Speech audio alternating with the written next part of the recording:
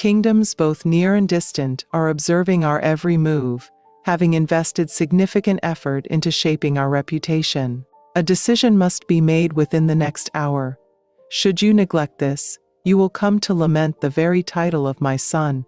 In a distant and magnificent kingdom, adorned with stunning vistas and azure skies, there lived a king named Akaki, renowned throughout the lands for his vast riches. This was no ordinary wealth. King Akaki possessed riches beyond those of any other king of his era. His wealth encompassed expansive fields teeming with bountiful crops, numerous creatures wandering his territories, piles of silver and gold, glimmering diamonds, and endless stretches of land that extended to the horizon. The grand palace, a sight of unparalleled beauty, was built with the most exquisite and rare stones, leaving every visitor in wonder and earning the admiration of every other king. King Akaki presided over the Zenaki kingdom, a realm where the sun appeared to radiate with an extra glow and the flowers exuded an even more delightful fragrance. Beside him stood his enchanting Queen Amazita, a figure of elegance and compassion who harmonized beautifully with the king. Together they were graced with 4 children, 3 delightful princesses named Kachi, Chioma, and Cindy, and 1 dashing son, Prince Ifi. The royal family basked in a life filled with happiness and plenty, enveloped by the finest luxuries, from exquisite garments to gourmet delicacies. The children wanted for nothing, their laughter echoing through the palace each day. As they matured, the princesses garnered a reputation for their careful and elegant demeanor, much to the delight of their parents. Nonetheless, their brother Prince Ifi proved to be quite the formidable obstacle.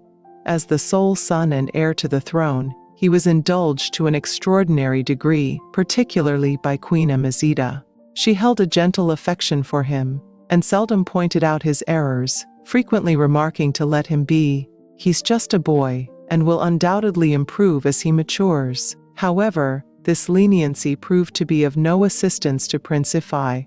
Rather than evolving into a sagacious young man, he became increasingly obstinate and unruly as the days went by. Even with the kingdom's splendor and the affection of his family, Prince Ifi's actions began to raise alarms, overshadowing the royal family's otherwise joyful and idyllic existence. In the expansive and lively Zenaki kingdom, Prince Ifi was recognized as the most challenging royal one could ever meet. In sharp contrast to the gracious and gentle nature of his sisters, Ifi exhibited a demeanor that was both rude and proud. He possessed a unique ability to engage with everyone, regardless of age, in a manner devoid of respect, frequently displaying behavior that was both rude and arrogant. Prince Ifi's conduct reached far beyond the confines of the palace. He had a reputation for stirring up chaos wherever he went. It was not unusual to learn of his altercations outside the kingdom's boundaries, where he wielded his royal status to instill fear and dominate others. His actions were audacious and flamboyant, and he appeared to take delight in the fear and authority that accompanied his royal status. As he walked through the village streets, Prince Ifi anticipated nothing short of total admiration from all those he encountered. He took great pleasure in witnessing the way people bowed as he passed by. It filled him with a sense of power and significance. The villagers felt a profound unease as they exchanged hushed worries about what the future might hold under his reign, grappling with the expectation of unearned respect. The dread hung thick in the air across the realm. There was a palpable sense of concern among the people regarding the future under Prince Ifi's eventual reign. Whispers filled the air, accompanied by wary looks, as doubts arose about King Akaki's paternity of the rebellious prince. Ifi seemed a stark contrast to the king's reputation for wisdom and justice. Yet these thoughts remained unspoken, for the villagers were too afraid to articulate their innermost fears and grievances. They harbored a deep aversion to the prince, feeling ensnared by the weight of his impending rule, and questioned how someone so unlike their cherished king could possibly guide them in the days to come. As Prince Ifi matured, his behavior increasingly troubled King Akaki. Each day unfolded with a fresh dilemma instigated by the prince.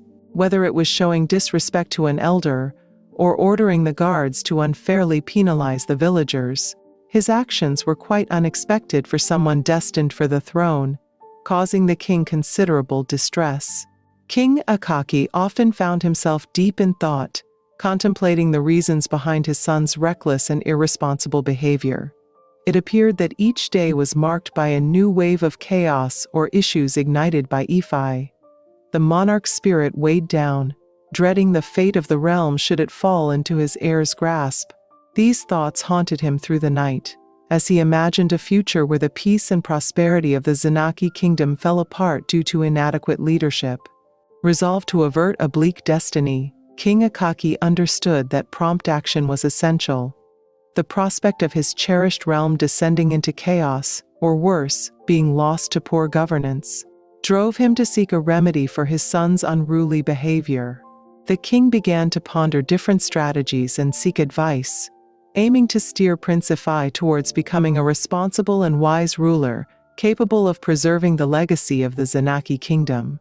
The burden of the task pressed upon him, for he understood the significance of establishing a stable and equitable governance for his people in the aftermath of his rule. In a realm not far from Zenaki, there ruled a different monarch, King Akor. He was a sagacious and cherished leader of a thriving realm. His family filled him with pride, particularly his 4 sons and his beloved daughter, Princess Ojugo. King Akor frequently noted that Ojugo had an uncanny likeness to his departed mother, a fact that warmed his heart with affection. The likeness rendered the princess uniquely significant to him, as he lavished her with his focus and warmth. In the eyes of King Akor, Princess Ojugo was flawless, her every action beyond reproach, regardless of the situation. He was poised to support her decisions, much to the concern of Queen Chisholm, his spouse. The queen frequently watched with unease as her daughter's conduct transformed amidst such unrestrained pampering. At times, she would voice her concerns to the king, yearning for him to understand and moderate his favoritism. Yet, King Akor struggled to pay attention to her cautions. As time went by, Princess Ojugo became familiar with a life in which her choices were never challenged, and her wishes were consistently granted.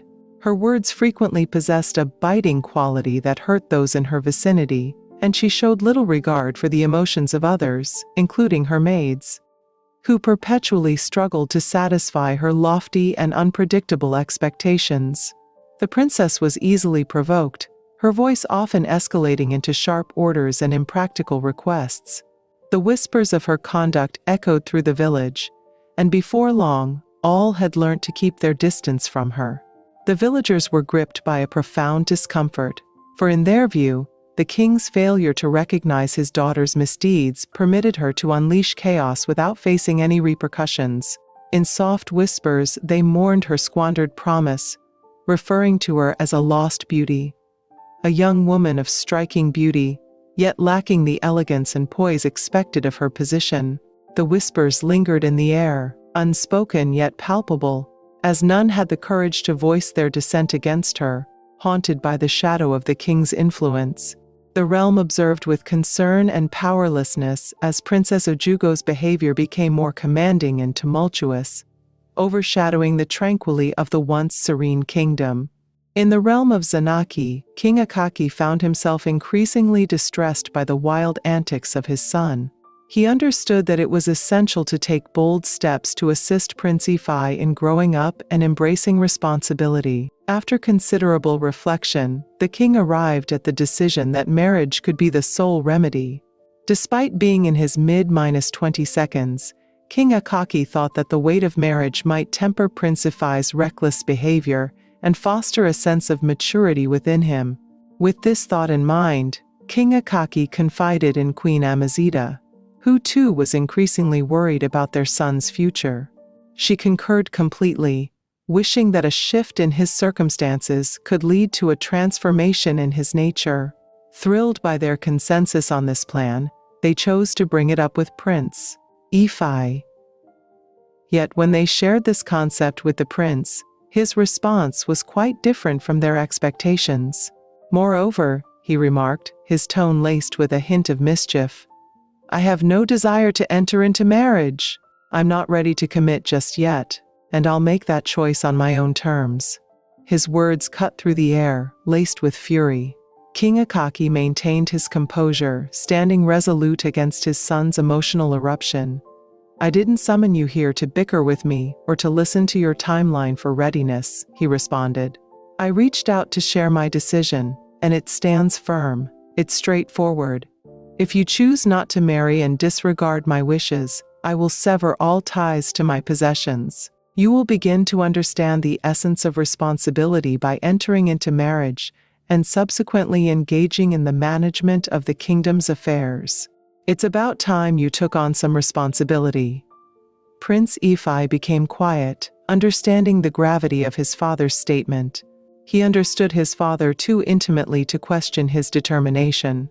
The looming possibility of being severed from connection was both tangible and terrifying. He chose silence, refraining from any further discussion for the remainder of the meeting.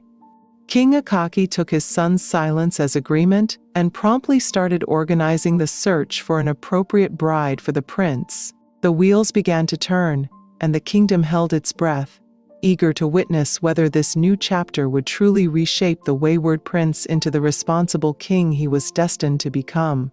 King Akaki swiftly set his strategy in action.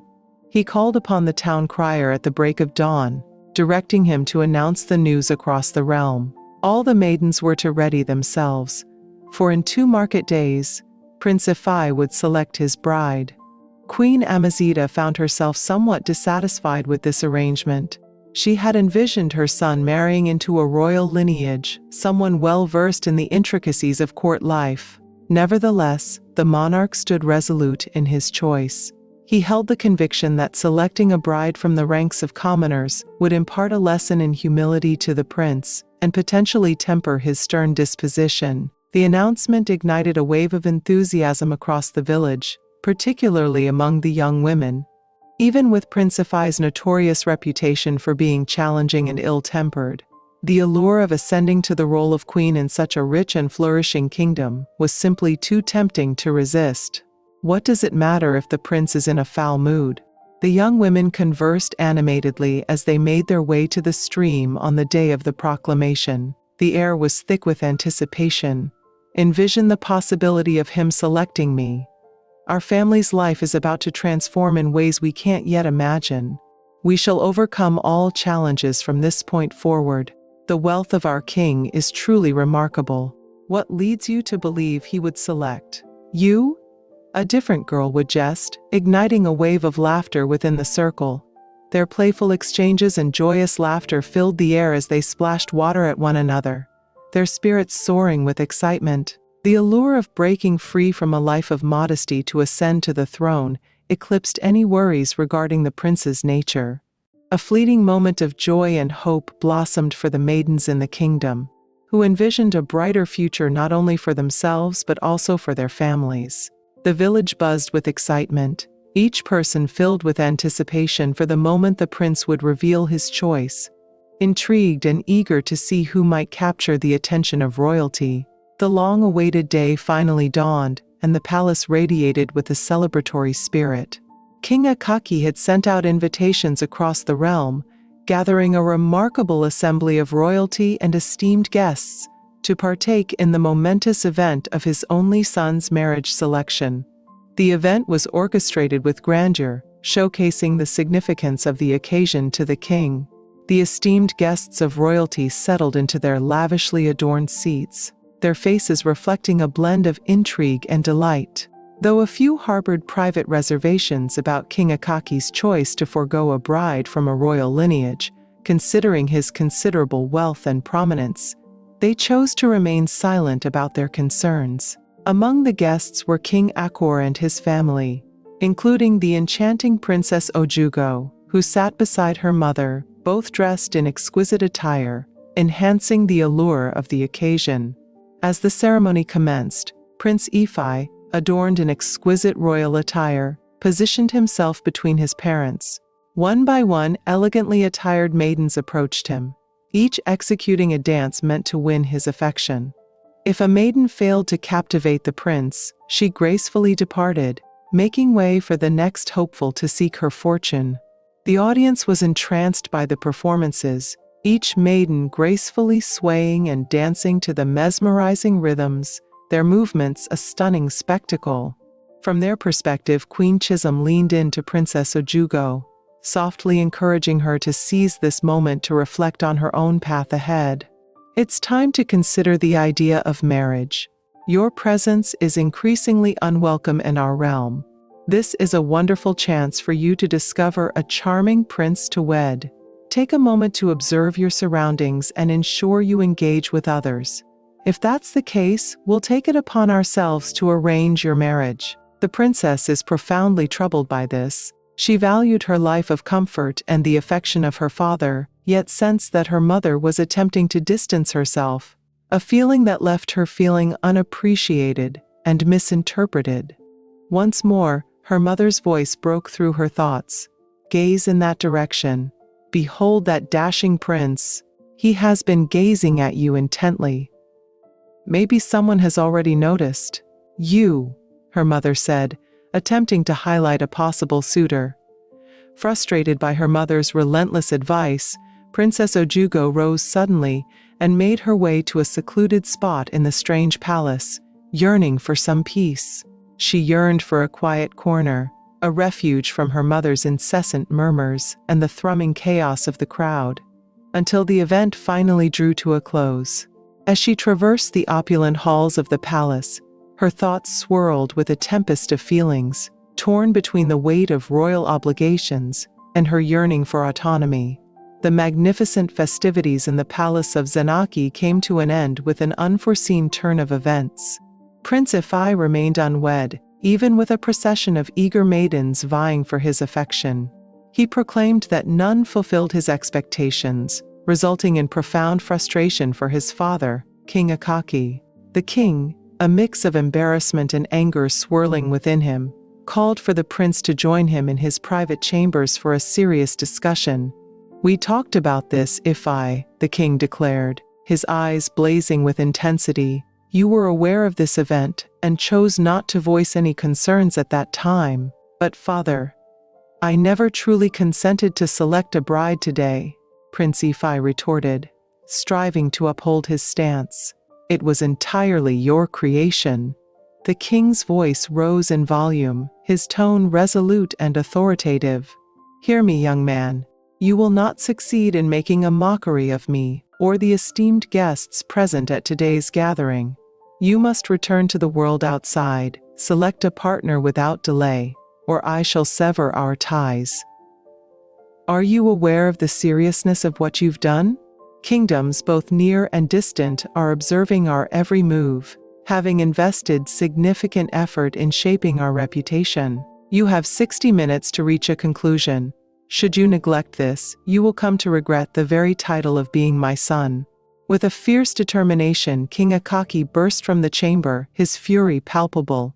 Just as Queen Amazita made her entrance, she noticed the worry etched on her son's face, and was all too familiar with her husband's volatile nature. King Akaki was a man of his word, never one to issue empty threats. She approached Prince Ifai with a soft yet earnest demeanor. She implored him to comply with whatever his father requested. He genuinely desires the best for you and the realm. This isn't merely a matter of selecting a partner. It's about embracing responsibility and contemplating the future of our community. The Queen's words lingered in the atmosphere as if I pondered the gravity of the circumstances. As time slipped away, he realized the weight of the choice before him, one that must satisfy his father's expectations, while also determining the future of both himself and the realm. The weight of expectation was heavy, yet it was a pivotal moment that called for him to rise to the occasion and embrace his responsibilities as the future monarch. Prince Ifai found himself with a mere hour to ponder a monumental decision, and he craved solitude to reflect. He chose to wander to his most cherished place within the palace, the garden. It was often a serene escape celebrated for its breathtaking allure and calmness. Today he realized to his surprise that he was not alone. To his surprise, there was a stunning maiden, dressed like royalty, leisurely enjoying an apple she had plucked from the garden, appearing completely absorbed in the delight of the fruit. In the midst of his initial rage at the unexpected interruption, Prince Ifai found himself captivated by her remarkable beauty.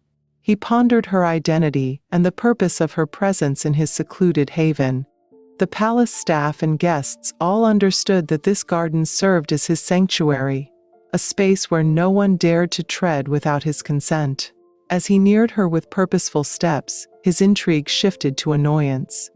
Tapping her on the shoulder, he inquired, "Who are you, and what brings you to my garden, and indulging in my fruits no less?" His voice dripped with disdain and sarcasm as he remarked, "You appear wild, uncouth, and evidently struggle with boundaries." The young woman's eyes flew open in astonishment. "Who are you, and what do you represent?" "The deity of the garden," she shot back with a cutting tone. "Listen here, young man. I have no idea who you are, and to be honest, it doesn't concern me. Your current feelings of frustration and bitterness are yours to navigate, and I can't take responsibility for them. You could dive into the ocean for all I care." She settled into the chair, seemingly unfazed by his presence. Prince Ifai was astonished. For the first time, someone had addressed him with such contempt. Who was this audacious and intrepid young woman? For a brief instant, he found himself at a loss for words, his typical fiery disposition momentarily halted by her boldness. As he settled next to her, still processing her words, he listened intently as she went on, oblivious to his presence. She expressed her confusion about why her mother seemed to harbor such deep resentment towards her. She believes that marrying me would be her way of freeing herself, and she sees this as an ideal chance for me to catch a rich prince. Is she even concerned about my desires? At times I find myself questioning whether she is truly my mother. She treats me differently than my father does. Her voice carried a heavy weight of sorrow. Listening to her tale, Prince Ifai sensed an unusual bond. Both faced comparable pressure, yet he had significantly less time to find a solution to his predicament. A concept started to take shape in his thoughts. "What makes you hesitant about marriage?" he inquired softly. She let out a weary breath. "My father provides me with all that I desire. Liberty, affection, the pinnacle of all that is good. I fear that marriage might confine me, and that my husband won't show me the same care my father does. I desire to savor every moment of life. I desire liberation." Princess Ojugwu felt a sense of astonishment at the effortless flow of conversation with this unfamiliar figure, unaware that she was engaging with Prince Ifai himself. As she spoke, the prince recognized a chance, not merely to address his pressing dilemma, but possibly to connect with someone who shared his own apprehensions regarding marriage. With a steadying breath, he unveiled his true self and his offer.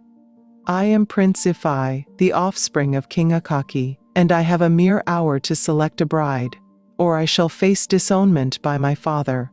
I'm not interested in marriage, at least not in the conventional way.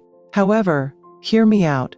We might be able to assist one another. I can offer you the independence and the way of life you hold dear. My family possesses significant wealth, allowing us to shape our lives according to our wishes." Her eyes grew wide with disbelief, as she understood she was conversing with the prince whose choice of bride she had come to observe. He went on, "My father believes I'm wild, and that marriage is the solution to straighten me out. What if we could both approach this on our own terms? This might be your only opportunity to embrace the life you desire, yet with my guidance, you can achieve it." As Prince Ifai spoke, his voice carried a blend of urgency and dignity, presenting her with not merely a resolution to his troubles, but an alliance that could satisfy their mutual aspirations for independence and self-determination in their journeys. Princess Ojibo observed the subtle pride in Prince Ifai's voice as he presented his proposal. It felt out of character for him to make such a polite request, likely not a habit he was used to forming. The notion he put forth seemed utterly wild, yet it represented a chance that could very well be a once-in-a-lifetime opportunity for her. She envisioned a life brimming with opulence and liberation, and now it was almost within her grasp. However, she sensed that he ought to invest a little more energy into his appeal. She was curious to find out if he would genuinely lower himself. "I'll think about it," she replied, her tone a mix of teasing and resolute. "But only if you get down on one knee and ask me the right way to be your wife." "What is happening?" Prince Ephi exclaimed, his eyebrows raised in astonishment. "I, Prince Ephi, humbly kneel and implore you to accept my hand in marriage. You must be completely delusional." "Very well," Princess Ojibo said with a nonchalant shrug, standing up gracefully. "I'm not the person who has just a few minutes to seek a partner. You have the liberty to pursue any endeavor you desire." She began to step away, allowing him to reflect on his choices. As she began to move away, the prince extended his hand, catching hers to halt her departure. Understanding the seriousness of his predicament, he set aside his pride, knelt down, and gazed up at her with sincerity. "I beg you, stay with me. I implore you to become my wife," he urged, his tone earnest. Witnessing him on his knee, his expression radiating true humility, surpassed her expectations. It moved her deeply, and she understood that he had laid aside his pride, therefore, posed this question to her. Filled with a blend of triumph and exhilaration, she declared, "Yes, I will marry you." She was consumed by thoughts of her mother's astonishment upon witnessing her, the wayward princess, tying the knot with the prince. A playful grin spread across her face at the thought. Hand in hand, they strolled back to the event, showcasing their blossoming affection for all to see. As they stepped back into the celebration, fingers intertwined and smiles radiant, all eyes were drawn to them. Captivated by this unexpected twist, Princess Ojugo experienced a surge of excitement at embracing this role, envisioning a future filled with freedom and adventure, now attainable due to this daring and unforeseen partnership. All eyes at the grand event shifted in astonishment as Prince Ephi and Princess Ojugo entered side by side, their hands intertwined. Rumors danced through the air, igniting curiosity among the onlookers as they beheld the duo making their way to the throne. With a grave and resolute expression, Prince Ephi guided the princess before King Akaki and knelt down on one knee. He proclaimed, "Father, this is the woman I cherish, and it is with her that I desire to share my life." King Akaki, surprised by this unexpected twist, examined the princess's features closely. Her royal lineage was evident, with an elegance that could not be overlooked. Before the monarch could gather his thoughts, Queen Amazita stepped in.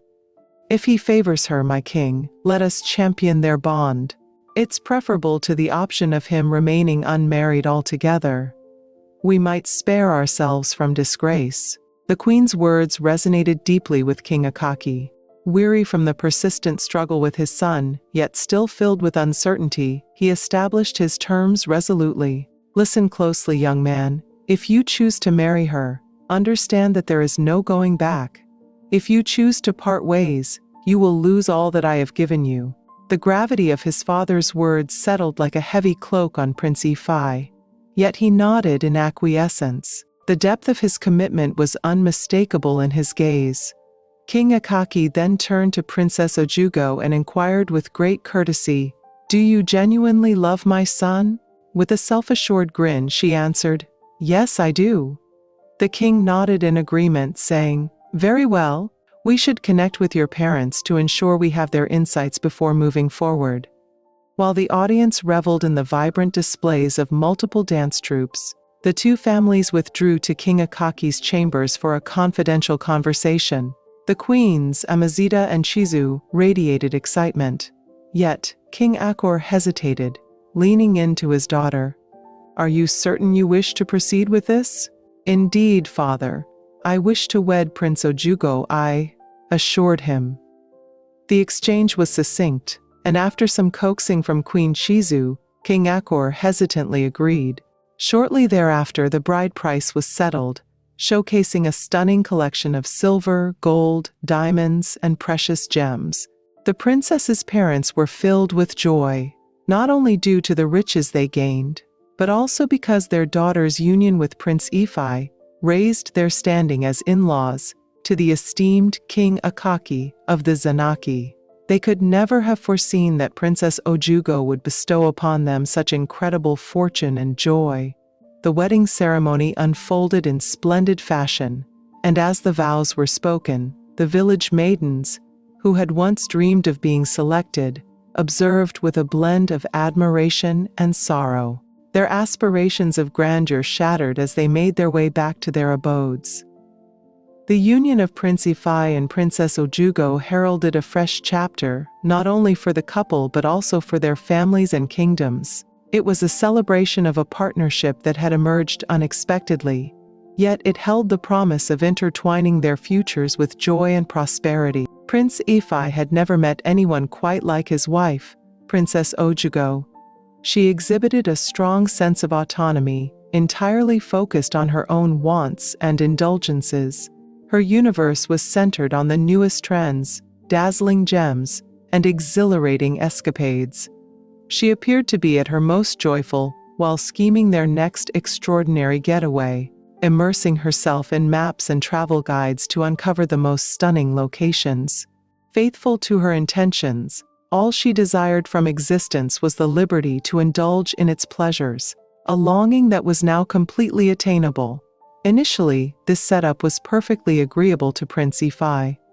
Ultimately, it was exactly what he had desired. Yet, as time went on, he discovered that he was more and more captivated by her lively spirit. He observed the delightful way her laughter rang out when something brought her joy, and her carefree spirit started to enchant him. With each glance, his admiration for her vibrant spirit and fearless chase for joy deepened. This burgeoning intrigue unsettled Prince Ifi. He dreaded the possibility that his emotions could evolve into something he wasn't prepared to face: love. In a bid to protect his emotions, he resolved that they ought to reside in different rooms. The monarch bestowed upon them a grand estate nestled within the palace grounds, spacious enough to guarantee their seclusion. Prince Ifi concluded that by keeping a certain distance at home, he could handle his emotions more effectively, particularly as they consistently showcased a united front in public settings. He relocated to another room, anticipating that this change could shift their dynamics in some way.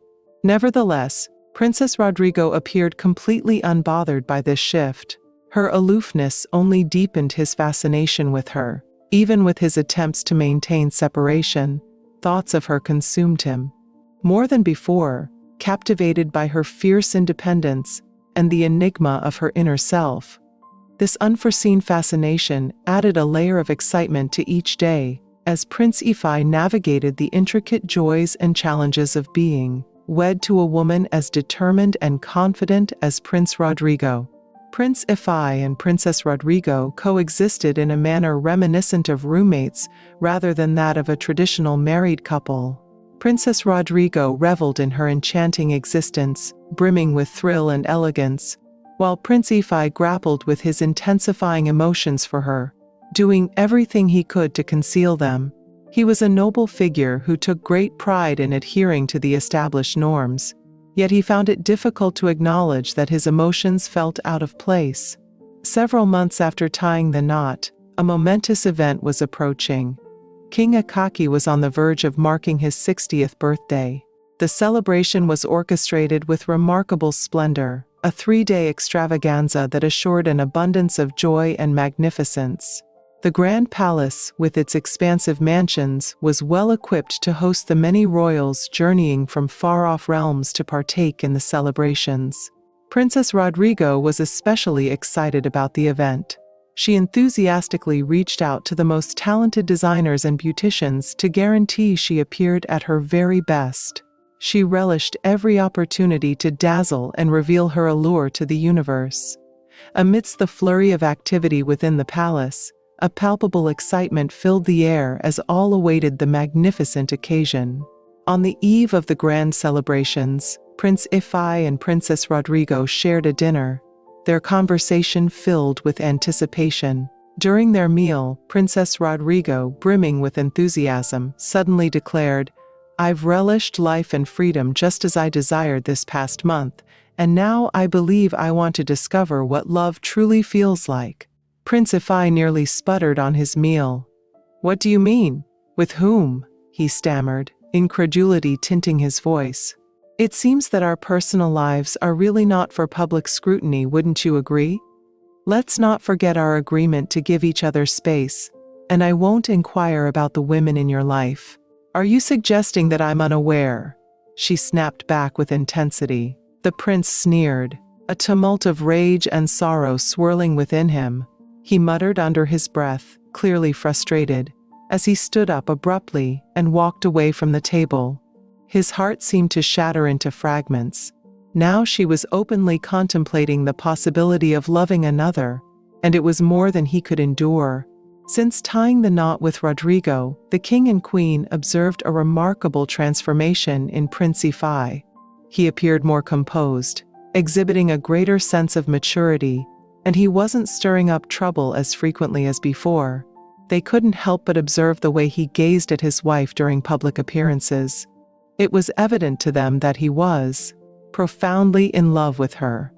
The king and queen felt a sense of quiet satisfaction, convinced that their choice to advocate for the marriage had been a prudent one. In the solitude of the garden, the very place where he had first encountered Princess Ojugo, Prince Ifai reminisced about her audacity, how she had confronted him with a courage that no one else had ever dared to show. Her fearless spirit and independence had him utterly captivated.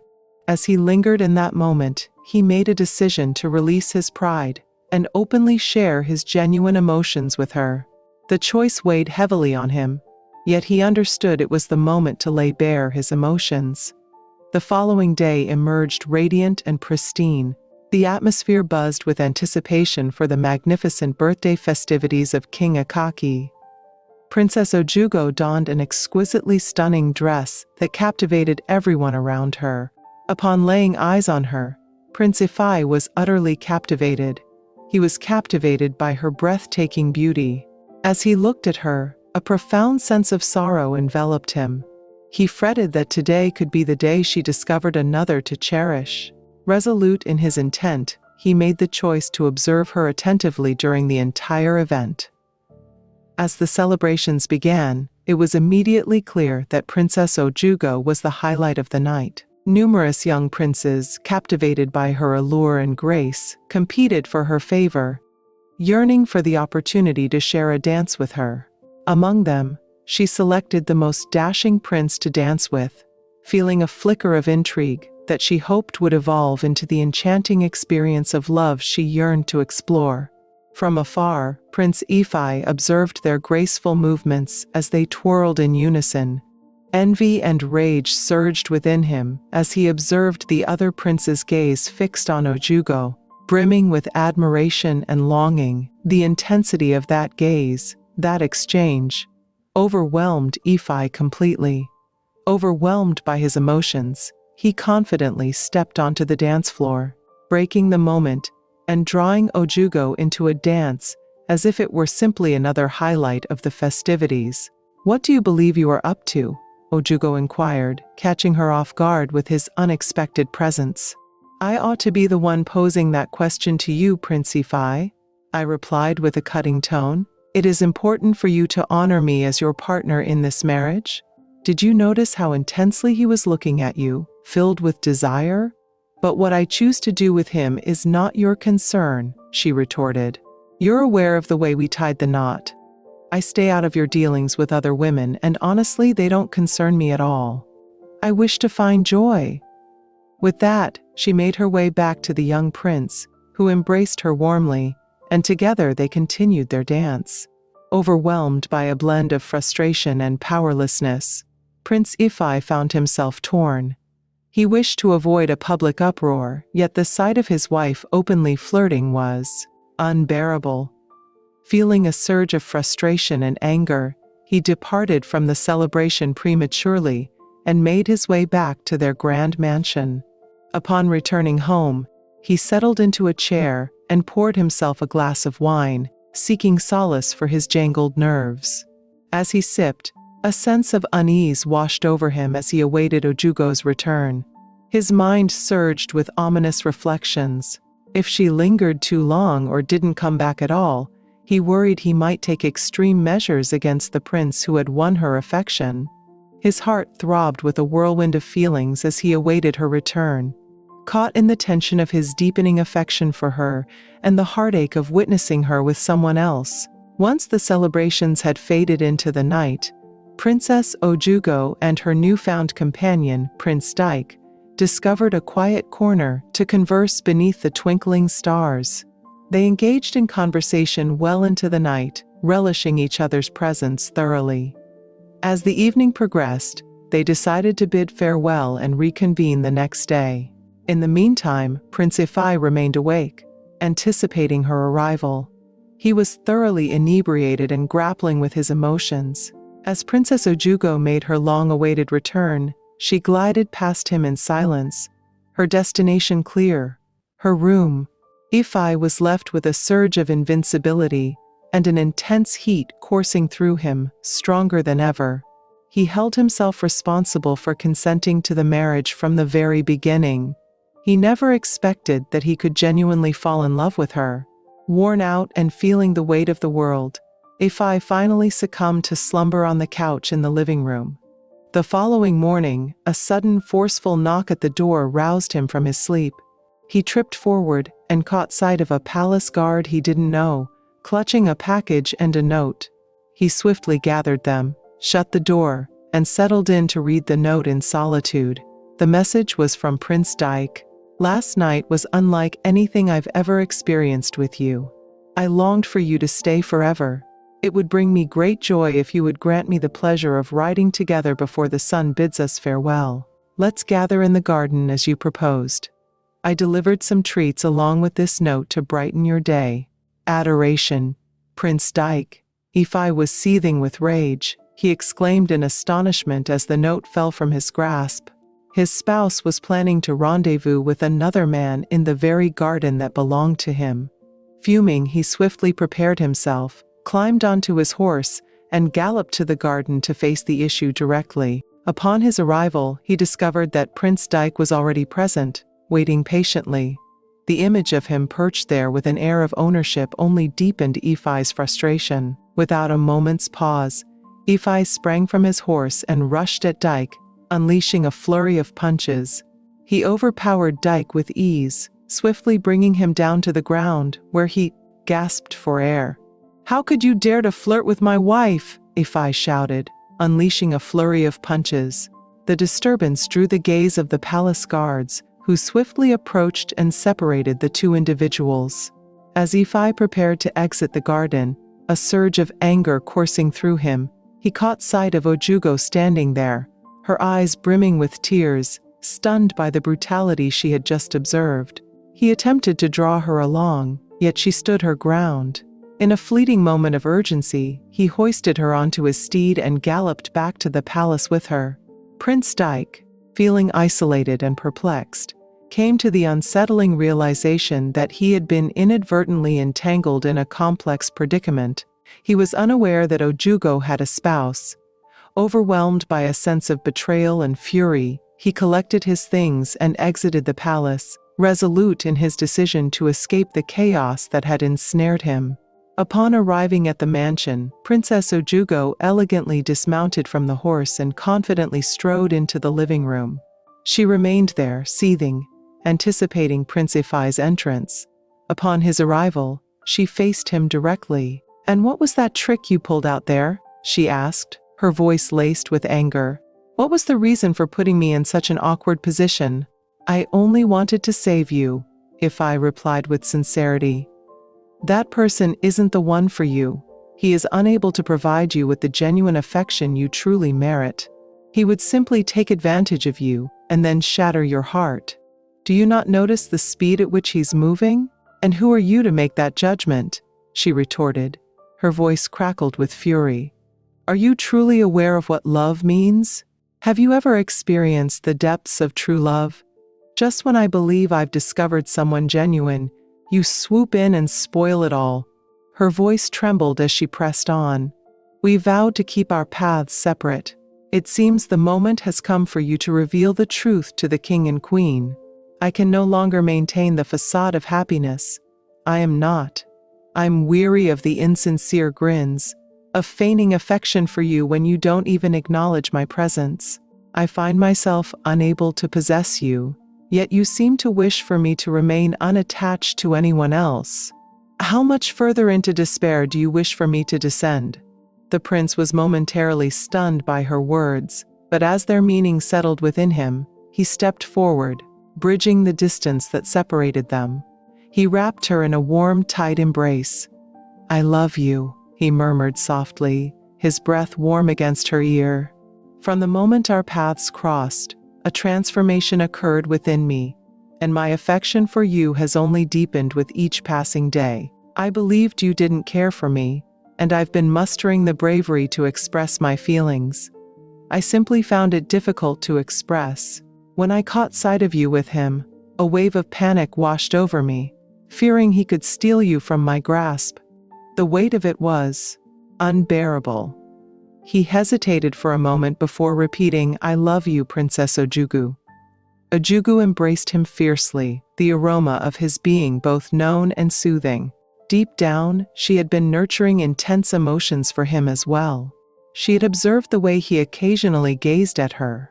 However, when he left their shared space, she began to believe that he no longer loved her and was intentionally keeping his distance. She excelled at concealing her emotions, allowing her pride to prevent her from revealing them. She believed that bringing Prince Dyke into the mix could pique Ifanian's interest, and indeed, it had succeeded. Enveloped in each other's warmth, they silently pledged to cherish one another without reservation. The subsequent days brimmed with delight as they unearthed joy in one another's presence. They discovered the importance of selflessness, embracing the opportunity to share their newfound love and kindness with those in their midst. Their bond flourished, radiating beauty and strength, much to the joy of the monarchs. They were graced with amazing children.